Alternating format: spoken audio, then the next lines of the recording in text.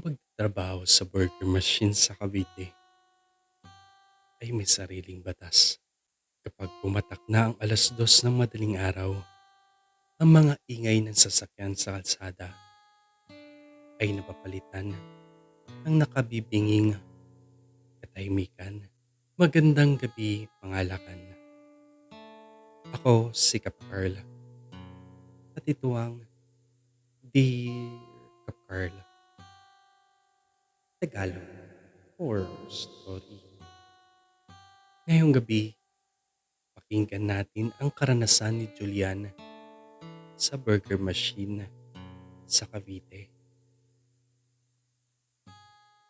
Dear Kaperl, ako si Julian at isa na ngayong OFW. Ang gabing iyon noong 2024 ang nagturo sa akin na may mga bagay na hindi natin nakikita pero sadyang babantay sa atin. 3:00 ng madaling araw, kasama ko si Mang Berting, training sa akin. Kasalukuyang kami naglilinis na biglang tumigil ang ikot ng electric fan. Ang init na kanina lang ay nakakapaso ay biglang napalitan ng nakakakilabot ng lamig. Yung lamig na tumatagos hanggang sa buto.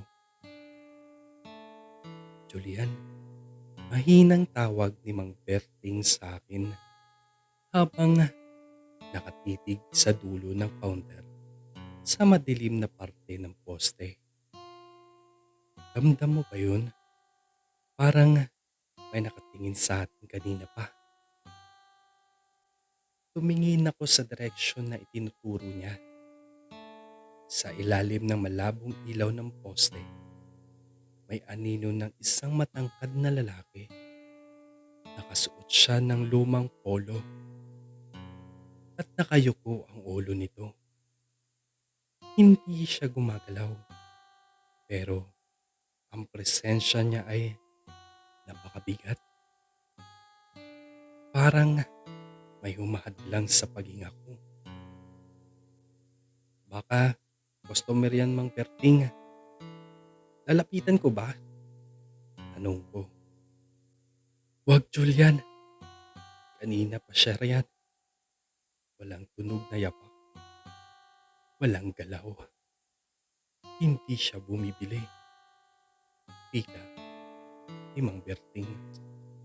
Habang nakatuon ang aming atensyon sa anino, biglang bumasag ang tunog ng dalawang motor na huminto ng mabilis sa tapat ng kiosk namin. 3 lalaking nakasuot ng itim na jacket ang nakabonet ang bumaba. Ramdam ko agad ang panganib. Hoy! Bilisan nyo! Buksan nyo na yung kaha! Sigaw ng isa sa kanila. Nanigas ako, Kap Carl. Si Mang Berting naman ay napaatras at napahawak sa lamesa. Pumasok ang 3 sa loob ng maliit naming kiosk. Ang isa ay naglabas ng patalim. Ang isa naman ay sinimulang kalkalin ang mga gamit namin. Mga kuya, konti lang yung benta namin. Huwag niyo kaming saktan. Pakiusap ko. Pero ang leader nila ay inilipat ang patalim sa mukha ko. Wala akong pakialam. Ibigay niyo yung pera kung may mangyayari sa inyong hindi maganda. Wika ng huldaper. Sa sobrang kaba, napapikit na lang ako. Akala ko ay katapusan na namin ni Mang Berting. Pero sa gitna ng pagbabanta, biglang nagbago ang atmosfera. Ang hangin sa loob ng kiosk ay naging kasing lamig ng loob ng freezer. Ang mga ilaw ay biglang umrap-urap. Napansin ko ang pagbabago ng mukha ng huldaper sa harapan ko. Ang kaninang mukhang matapang ay unti-unti namutla. Tumingin siya sa likod ko at ang mga mata niya ay nanlaki sa matinding takot. Ano yan? Bakit ang lamig? Sino yan? Sigaw ng isang kasamahan niya sabay turo sa direksyon ng lalaking nakatayo kanina sa poste. Bago natin ipagpatuloy ang nakakilabot ng kwento na ito, kung ikaw ay mahilig sa mga kwentong kababalaghan at mga pangyayaring hindi maipaliwanag, huwag kalimutan mag-subscribe at pindutin ang notification bell para lagi kayong updated sa mga bagong kwento natin. Malaking tulong na rin iyon para lumaki na din ang ating komunidad. Maraming salamat. Kaya, ano pang hinihintay nyo? Mag-subscribe na kayo. Ipagpatuloy na natin ang kwento ni Julian. Ang lalaki ay hindi lang nakatayo. Pumasok siya sa loob ng kiosk. Kahit hindi ko siya nakikita ng malinaw, nararamdaman ko ang presensya niya. Isang matangkad na figura na tila bumapalot sa mga holdapper. Anong, anong nangyayari sa kamay ko? Bakit hindi ko maigalaw? Sigaw ng isang holdapper. Binitawan niya ang hawak na kutsilyo. Parang may invisible na kamay na humahawak sa liig niya.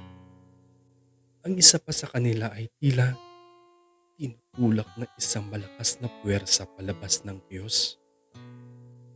Bumagsak siya sa semento.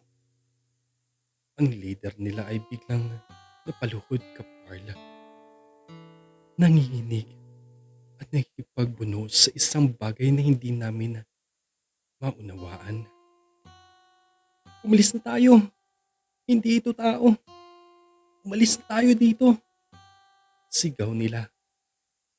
Nagkandara pa sila sumakay sa motor nila at mabilis nagpatakbo na tila hinahabol ng mismong kamatayan.